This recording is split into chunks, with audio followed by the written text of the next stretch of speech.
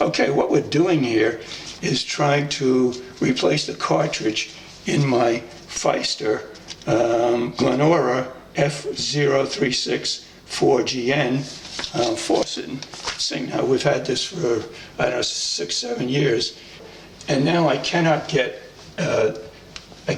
these devices out of the way to put in the cartridge. This one here, I was able to, after putting some vinegar down here and maybe the WD-40, I was able to get this thing to move, as you can see here.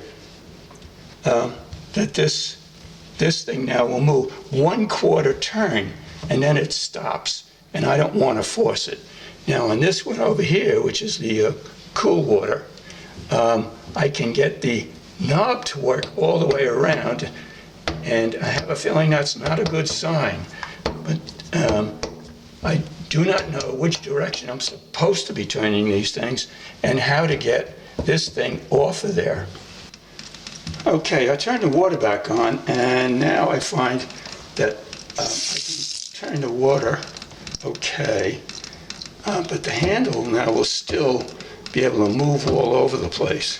So it does seem to be causing a problem. I can probably get the handle all the way back to its proper position, but I still don't think that's a good idea. Now the dripping is coming from the warm water side, and this is where I'm at right now. So any help would really be appreciated. Thank you.